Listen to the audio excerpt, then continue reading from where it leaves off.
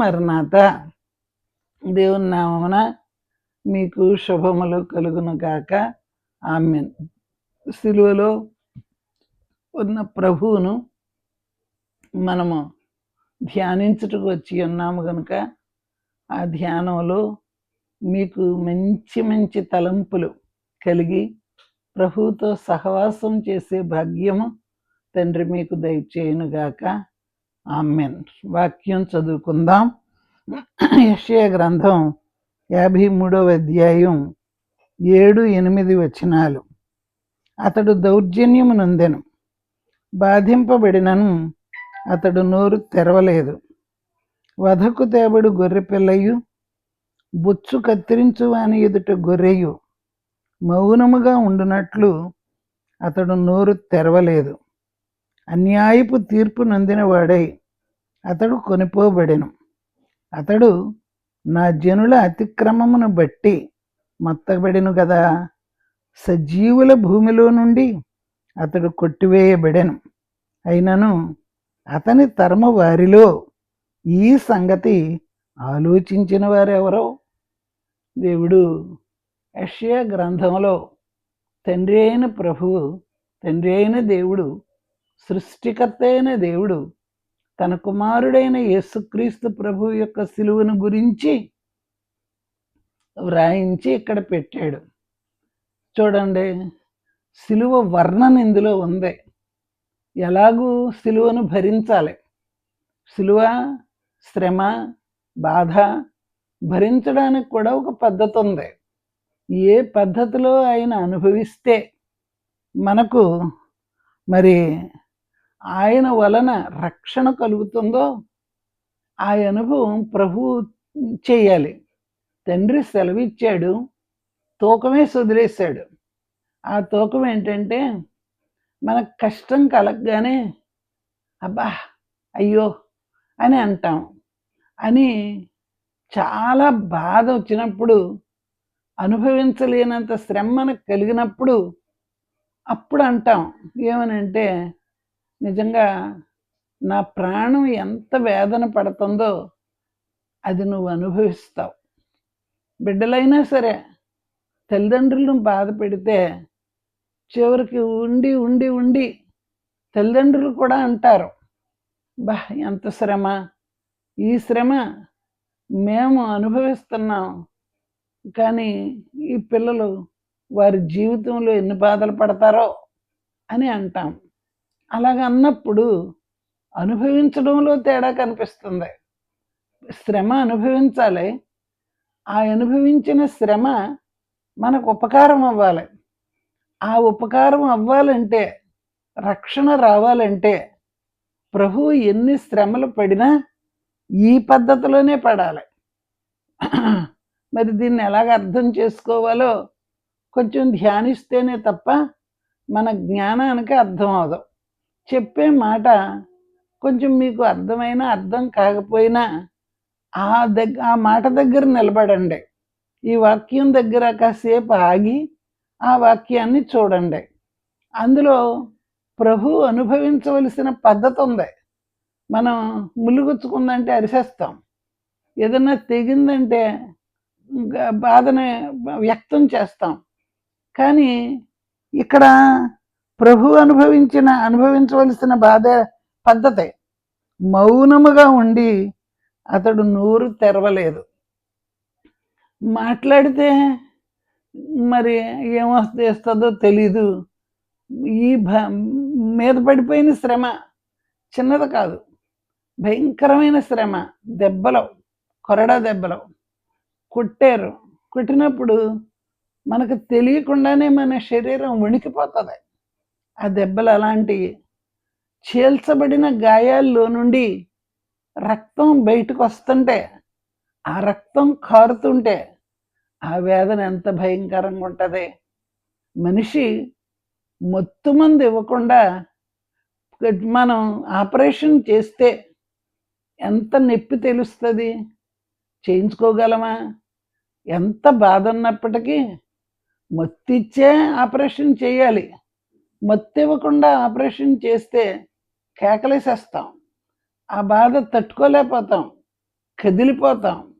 ఎంత పెద్ద డాక్టర్ గారైనా ఆపరేషన్ చెయ్యాలి అని అంటే మత్తిచ్చి మనిషిని మౌనంగా ఉంచి అప్పుడు కదా చేస్తారు. కుదురుగా ఉన్నప్పుడే చేస్తారు. ఇప్పుడు యేసుప్రభు యొక్క శ్రమలో మనం చూస్తున్నాం. ఏమనంటే ఆయన మౌనముగా ఉండాలి, నోరు తెరవకూడదు. మనుషులు వేసిన శిక్ష, సైతాను కుమ్మరించిన శ్రమ, మరి తండ్రి అయిన దేవుడేసిన తూకం, ఇవన్నీ కూడా సిలువలో ఒక పక్కకు వస్తే అప్పుడు మనకు రక్షణ వస్తుంది. తేడా వస్తే ఆ రక్షణ పోగొట్టుకుంటాం. మనం తెచ్చుకోలేం, ఆయన ఇవ్వలేడు కూడాను. అందుచేత యెషయా గ్రంథంలో దేవుని యొక్క మనస్సు మనం చూస్తున్నాం. సిలువ వేయబడటం ఒక గొప్ప కార్యం కాదు, కానీ ఆ సిలువ అన్యాయపు తీర్పు చేయాలి. మనకి కోపం వచ్చేద్దనమాట. ఎందుకు కోపం వస్తుంది? నేను చెయ్యని తప్పు, మరి లేని మాట నన్ను ఎందుకు అంటున్నారని అనుభవించేవారు తిరగబాటు చేస్తారు. ఇక్కడ యేసుప్రభువుకి అదే ఎదురైంది, ఈ శ్రమే ఎదురైంది. అన్యాయపు తీర్పు చూడండి, దౌర్జన్యము, అన్యాయపు తీర్పు పైన ఉంది. వధకు తేబడి గొర్రెపిల్ల, మౌనముగా ఉండవలసిన అన్యాయపు తీర్పు నందిన వాడై అతడు కొనిపోబడెను, నోరు తెరవలేదు. ఇది యెషయా గ్రంథంలో సిలువను మోయవలసిన పద్ధతిని ప్రభువు రాయించి పెట్టాడు. ఎంత ప్రిపేర్ అయినా శరీరం ఉంది కనుక దేహానికి దెబ్బ తగిలితే తెలుస్తుంది. ఆ తెలిసినప్పుడు ఆ దెబ్బను బట్టి వచ్చిన లోతైన బాధ మనం అనుభవించి దానిని బట్టి మూలుగుతాం. ఈయన జీవితకాలం అంతా అనుభవించాడు. హెబ్రీలో వ్రాయబడినట్లు ఆయన కన్నీళ్లతో, రోదనతో మరి ప్రభు ఈ శ్రమ ప్రతిరోజు అనుభవించాడు. శ్రమ పడటం కూడా అలవాటు పడాలి. శ్రమలో అలవాటు పడిన వారు శ్రమను తట్టుకుంటారు. ఎంత ఓర్పు అని అంటాం, లోపల బాధే, కానీ లోపల బాధ వ్యక్తం చేయకుండా ఉన్నప్పుడు మరి ఆ మాటకి మరి మనం ఏం చెప్పుకుంటామంటే చాలా ఓపికగా పడ్డారంటాం. లోపల బాధ బాధే కదా, దెబ్బ దెబ్బే కదా, రక్తం కారడమే కదా, నొప్పే కదా, అన్ని అనుభవించి కూడా ప్రభు ఎవరికి చోటు ఇవ్వలేదు. ఎప్పుడు గల్లరి చేస్తాడా, ఎప్పుడు తిరగబాటు చేస్తాడా అని సైతాను మనిషికి పొందలేనంత బాధగల శ్రమ తెచ్చిపెట్టాడు. ఆ శ్రమ ఉన్నప్పటికీ ప్రభు అన్యాయపు తీర్పు వచ్చిన మాట్లాడగలిగిన శక్తి తనకున్న ప్రభు మాట్లాడలేదు. వాక్యమునకు లోబడ్డాడు. ఒక సేవకుడు, దేవుని సేవకుడు, దేవుని చిత్త ప్రకారం నడవలసిన మనిషి ఏ పద్ధతిలో మనకు శ్రమ అనుభవించడం దేవుని చిత్తమై ఉన్నదో ఆ చిత్త ప్రకారం నడిస్తేనే తప్ప దేవుని దగ్గర నుండి వచ్చే రక్షణ అనుభవము మనం అందుకోలేము. ఇది యెషయా చెప్తున్న మాట. ప్రభు యెషయాకు బయలుపరిచిన మాటను బట్టి ప్రభు అనుభవించారు, శ్రమను అనుభవించారు, బాధను అనుభవించారు. మనం పుట్టినప్పుడే సృష్టికర్త ఏంటి, ఎంత శ్రమ అనుభవించడం ఏంటి అని అసలైన దేవుడు శరీరం ధరించుకుని ఒక పేద తల్లి ఒడిలో పేలిక బట్టల్లో పడుకోవడం మరి ఎంత కష్టం. ఒక రాజుగారు అడవిలో పాలైతే ఆ తల్లికి ఎంత బాధ ఉంటుంది. మరి బంగారపు ఉయ్యల్లో ఊగవలసిన నా కొడుకు ఈవేళ చెట్టు కింద ఉన్నాడని బిడ్డకు తెలియని బాధ తల్లి అనుభవిస్తుంది కదా, ఏడుస్తుంది కదా. యేసుప్రభు కూడా దేవుని కుమారుడై ఉండి ఆయన ఈ పాక జీవితం అనుభవించాడు. ఎంత ఓర్చుకున్నాడో, ఓర్చుకుంటానికి, సహించుకుంటానికి, దేవుని కుమారుడిగా బ్రతకడానికి దేవుని యొక్క తూకానికి రావడానికి ఆయన వినయమును విధేయతను నేర్చుకున్నాడని పౌలు చెప్తున్న మాట మనకు కనబడుతుంది. జీవితకాలం అంతట్లో ఒక పత్రిక చదివాను నేను. అందులో ప్రభు యొక్క వర్ణన అని వ్రాయబడి ఉంది. అందులో ఎప్పుడూ గట్టిగా నవ్వలేదంట. ఆయన జీవితకాలం అంతట్లో కూడా యేసు ప్రభు ఎప్పుడు గట్టిగా నవ్వలేదంట. ఎన్నోసార్లు కన్నీరు కార్చాడంట. ఆయన కళ్ళల్లో కరుణ, దయ, జాలి అనేవి ఆయన్ను చూస్తుంటే తెలుస్తాయంట. ఆయన చేతులు వేళ్ళు చూస్తుంటే ఎంతో అందమైన శరీరం కలిగిన ఆయనంట. ఎలా చేతులు వచ్చాయో! ఆ తల్లి తన కుమారుని పెంచిన విధానం, దేవుడు తన కుమారుని మీద మనస్సు పెట్టుకున్న విధానం చూస్తుంటే ఎలా చేతులు వచ్చాయి! సామాన్యంగా ఒక అందమైన బిడ్డని ముట్టుకుందామంటేనే భయం వేస్తుంది, ఎక్కడ కందిపోతారు అని. చిన్న బిడ్డలను మనం అంత అందంగా చూస్తామే. ఎంత అందమైన ప్రభు, ఎంత తప్పులేని ప్రభువును అన్యాయపు తీర్పు చేయడం అంటే ఒక మానవుడు చేయలేడు. అంత దెబ్బలు ఒక మనిషి కొట్టలేడంట. అయ్యగారు చెప్పిన మాటలు దేవదాస్ అయ్య గారు చెప్పారు. ఒక మనిషి ఎంత తప్పు చేసినా సరే అంత కఠినంగా శిక్షించలేడంట. వాయుమండల లోకంలో ఉన్న దెయ్యాలన్నీ శిలువమ్రాను దగ్గర దిగిపోయాయి. మనిషికి కొంచెమైనా జాలి ఉంటుంది, కానీ దెయ్యాలకి జాలి ఉండదు. అందుచేత దేవుని మీద మూక కింద పడిపోయి యేసు ప్రభువును హింసించారు. సైతానికి ఇంకా విషం లేదు, ఎందుకంటే ఆ విషమంతటిని కక్కేశాడు కనుక. పుట్టింది మొదలుకొని సిలువ ఎక్కే వరకు కూడా సైతాను ప్రభువును బాధ పెడుతూనే ఉన్నాడు. ఏంటి, ఉపవాస కాలంలో సైతాను శోధించడం ఏంటి? ప్రభువు దగ్గరకు రావడానికైనా శక్తి ఉందా? మనం సేనాదయ్యాలోని చూస్తున్నాం. ప్రభు వెళ్ళగానే వచ్చి నమస్కరించలేదా?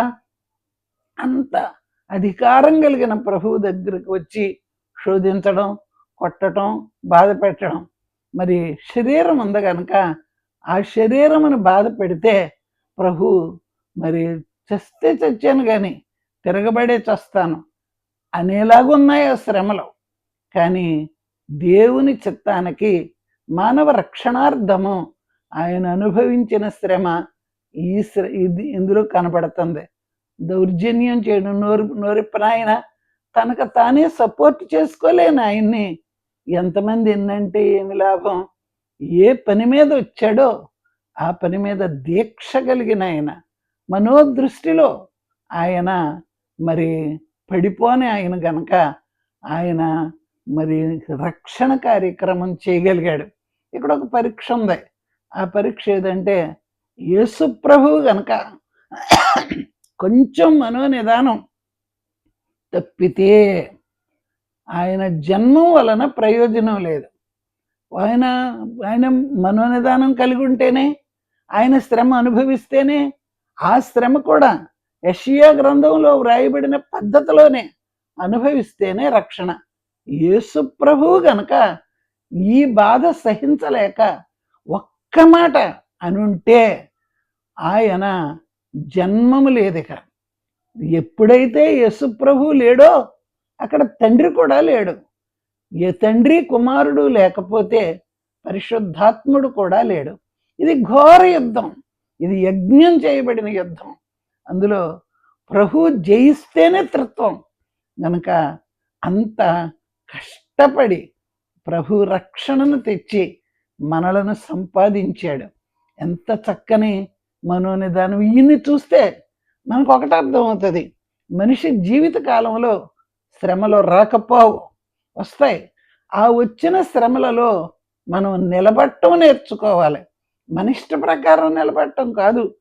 ఈ శ్రమ మనకి ఏం మేలైతే తెచ్చిందో ఆ మేలును అనుభవించడానికి తగినట్టు గొర్రెపిల్ల మౌనముగా వధకు తేబడిన గొర్రెపిల్ల వలె ఉన్నట్టే యేసు ప్రభు కూడా దేవుని గొర్రెపిల్ల అయిన ప్రభువు, లోకపాపమును మోసుకొని పోతున్న ప్రభువు ఈ విషయంలో ఈ రోజున సిలువను అనుభవించాడు గనక ఆ అనుభవంలోనే ఆయన సంపాదించాడు. ఏ ఆస్తి అయినా మనం కష్టపడి సంపాదిస్తేనే వస్తుంది. మరి లేయా దగ్గర లేయా కుమారుని కనినప్పుడు నేను నా కుమారుని సంపాదించాను అని అనుకుంది. కష్టపడింది, సంపాదించింది గనక బిడ్డలో దేవుడిచ్చిన సంపాదన, దేవుడిచ్చాడు మనకు ఆ బిడ్డల్ని. వారికి న్యాయం చేయడానికి నిలబడి ఉండాలి. యేసుప్రభు అనే తండ్రి లోకమును సంపాదించడానికి ఈ శ్రమ, ఈ సిలువ అంత సిలువ మనకు లేదు. కానీ ఆయన సిలువను చూచి మన సిలువలో నిలబడటానికి, మన కష్టంలో నిలబడటానికి మార్గము ప్రభువు చూపిస్తూ ఉన్నాడు. కనుక ప్రభువులో ఉన్న ఆ గొప్ప మహిమ, ఆ విధేయత అనే లక్షణం లోకాన్ని సంపాదించింది. మరి లోకమును మాత్రమే కాదు, నశించిన దానిని వెదకి రక్షించుటకు మనిషి కుమారుడు వచ్చాడు అని వ్రాయబడి ఉన్నది. నశించింది ఎవరో? వాక్యం ఉన్నంతకాలం, బోధ ఉన్నంతకాలం, ప్రార్థన ఉన్నంతకాలం, పరిశుద్ధాత్మ యొక్క ప్రోక్షణ ఉన్నంతకాలం భూలోకము నశించినది కాదు. ఏదో ఒక మూలన దేవుని వాక్యం వినబడుతూనే ఉన్నది. వినేవారు మనస్సును అందిపుచ్చుకుని వినాలి. వినడం వలన మనకు రక్షణ వస్తూనే ఉన్నది. అయితే నశించినది ఎవరు? శరీరం పోయిన తర్వాత దేవుని దగ్గరకు వెళ్ళలేకపోతే పాతాళ లోక వాస్తవ్యులు అవుతారు. చీకటి లోకము, కష్టాల లోకము, పాపాంధకారమున్న లోకము, పాపము యొక్క దుర్వాసన కలిగిన లోకం. భూమి మీద ఎంతో కాలం మనం బ్రతకపోయినా, ఎంత బ్రతికినా మనిషికి మార్పు లేకపోతే మీరెంత గొప్పవారైనప్పటికీ మరి పాతాళ లోకం తప్పదు. అప్పుడు ప్రభువు మాట జ్ఞాపకం చేసుకోండి. ప్రతి వాని మోకాలు నాకు వంగుతుంది, ప్రతి వాని నాలుక నన్ను స్మరిస్తుంది అన్నప్పుడు మరి వారు స్మరించితే ప్రభువు తీసుకెళ్ళాలి కదా. అందుచేత వారిని కూడా రక్షించే నిమిత్తమై, అన్ని లోకములకు నాశనము నుండి రక్షించే నిమిత్తము రక్షణ అనే భాగ్యమును తెచ్చాడు.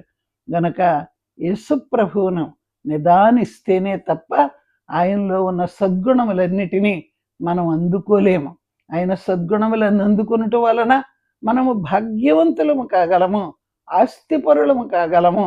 భూలోక ఆస్తి కన్నా రక్షణనే ఆస్తి మనం సంపాదించుకుని మరి ప్రభువును స్తుతించగలం. అబ్రహాము యొక్క కథలో వ్రాయబడింది. అందులో అబ్రహాము రొమ్మున లాజరు ఆనుకుని ఉన్నాడు అనే మాట మనం చదువుకుంటున్నాం. అంతవరకు ధనవంతుడైన ఆయన భూలోక స్వర్గము అనుభవించాడు. గనక భూలోకంలోనే సంతోష సమాధానములను అనుభవించడానికి మరి ఆయన అనుకూలపరుచుకున్నాడు గనక బ్రతికాడు. కానీ ఆత్మరక్షణ, శరీరం పోయిన తర్వాత దేవునితో ఉండకపోతే మోక్షలోకం యొక్క భాగ్యం మనం అనుభవించలేం కదా. మరి ఈ భూలోకంలో అన్నీ కలిగి ఉండడమే ఆటంకం. దేవుని దగ్గరకు రావడానికి ఆటంకం ఏదంటే, భూలోకంలో స్వర్గం అనుభవిస్తున్నారు, సంతోషములు అనుభవిస్తున్నారు. వారికి మరి యేసు ప్రభు అనే రక్షకుడు అందుబాటులో ఉన్నాడో లేదో కూడా వారికి తెలియదు. ప్రభువును, నాశనము నుండి తప్పించే శక్తి కలిగిన ప్రభువును ఈ భూమి మీద ఉండగానే తప్పకుండా అనుసరించాలి, ఆయనను అనుభవించాలి. లాజరు కథలో మనం చూస్తున్నాం, ధనవంతుడు చెప్పిన మాటల్లో మనం చూస్తున్నాం. ఒకడు చనిపోయి తిరిగి లేచి వెళ్ళి చెప్పినా వినరు అని ప్రభు అన్నారు. భూమి మీద ఉండగానే బోధ వినాలి. ధర్మశాస్త్రమును ప్రవక్తలను, మోషేయు ప్రవక్తలను ఉన్నారు. మోషే అంటే ధర్మశాస్త్రం, ప్రవక్తలంటే మరి మోషే తర్వాత వ్రాయబడిన వారు ప్రవక్తలు. అలాంటి వారు భూమి మీద ఉన్నారు, బోధకులు ఉన్నారు, వాక్యం ఉన్నదే భూమి మీద. అది చూసే మారాలి. ఇక్కడికి వచ్చిన వారు వెళ్ళి మార్చలేరు, కానీ అది చూడాలి, అది వినాలి, ఆ ప్రకారం నడవాలి. అప్పుడు వారు మార్పులోనికి వస్తారని మరి అబ్రహాం మాట మనం విన్నాం. అలాగనే యేసు ప్రభువును చూస్తేనే తప్ప రక్షణ భాగ్యమును అనుభవించలేము. రక్షణ కార్యక్రమము పూర్తిగా రావాలంటే వాక్యము చదువుట ద్వారా, పాటలు పాడుట ద్వారా, ప్రార్థన సహవాసము ద్వారా, కనిపెట్టుట ద్వారా, దేవుని వాక్యం వినుట ద్వారా రక్షణలో ఉన్న ఆ భాగ్యమును మనం అనుభవించగలము. కనుక రక్షణ గదని దేవదాసయ్య గారు మాకు బైబిల్ తరగతుల్లో ఒక రక్షణ గది చెప్పారు. రక్షణ గదిలో పరిచర్య చేయటం ఒక వరం, అదొక రక్షణ కార్యక్రమం. రక్షణ పొందిన వారు పరిచర్య చేస్తారు, బోధిస్తారు, మరి సత్ప్రవర్తన కలిగి ఉంటారు, అనేక మందికి ఉపకార సాధనంగా ఉంటారు. క్రైస్తవులైన బిడ్డలు, క్రైస్తవ దేశములు కూడా ప్రపంచం అంతటికి శాంతికరమైన సహవాసమును ఇస్తున్నారు. అది రక్షణలోని ఒక భాగం. రక్షించబడిన వారు ఇతరుల మేలు కొరకై ఎన్నో కార్యములు చేయడానికి దేవుడు అవకాశం ఇచ్చాడు గనక చేస్తూనే ఉన్నారు, అనుభవిస్తూనే ఉన్నారు.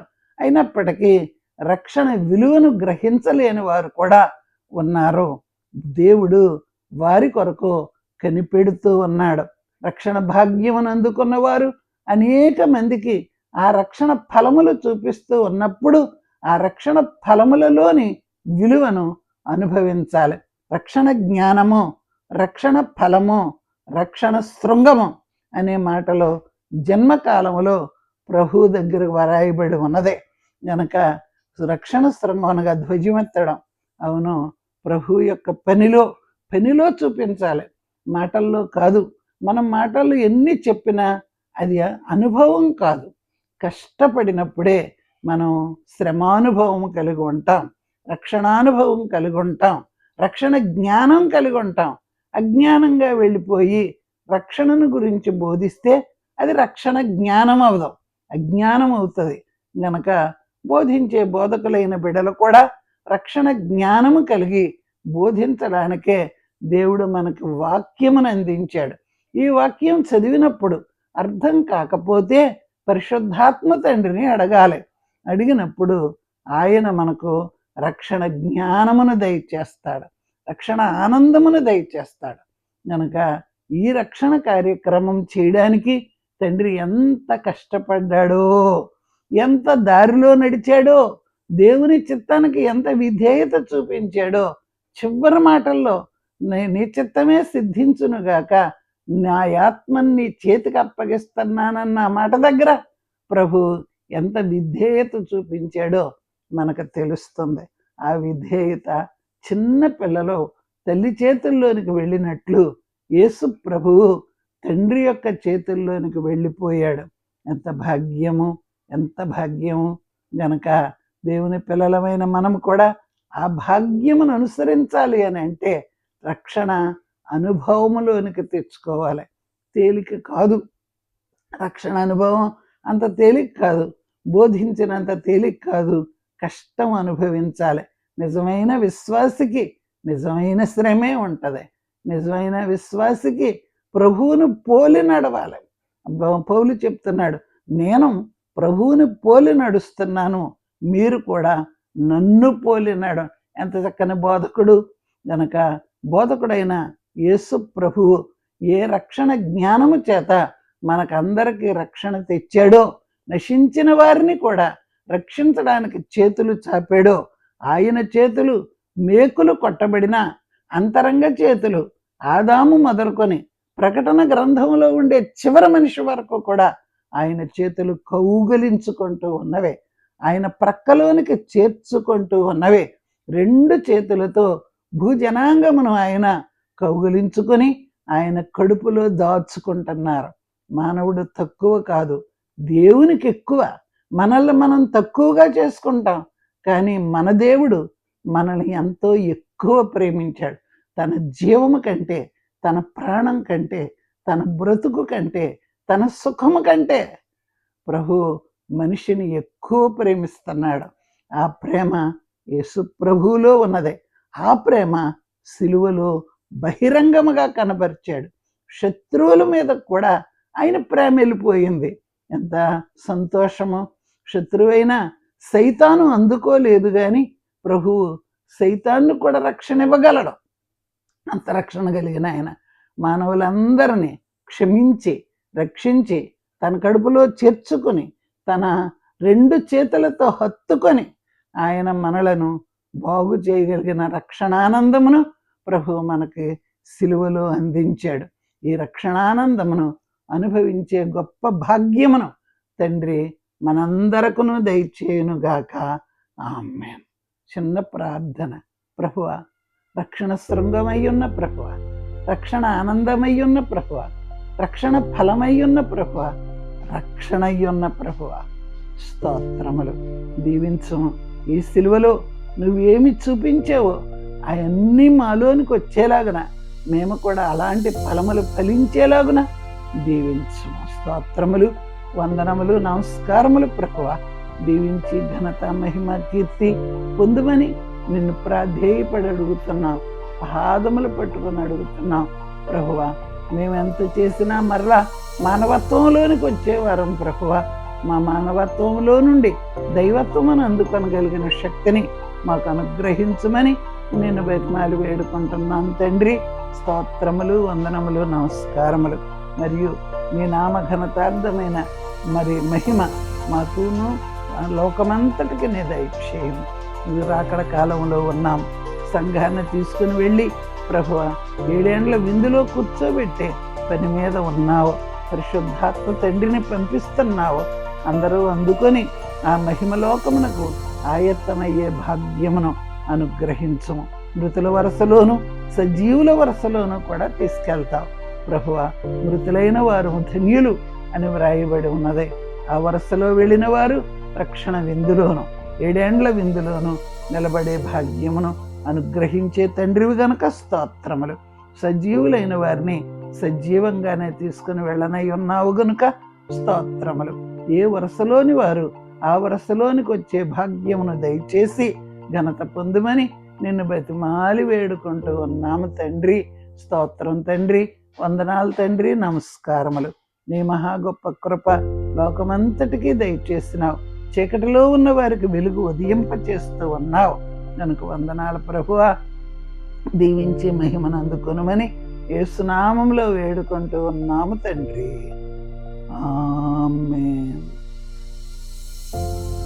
దీవెన అందుకొనండి. మన తండ్రి అయిన దేవుని ప్రేమ, కుమారుడైన క్రీస్తు ప్రభు యొక్క కృప, ఆదరణకర్త అయిన పరిశుద్ధాత్మ తండ్రి యొక్క ఆదరణ మనందరము కలిగి ఉందుము గాక. ఆమేన్.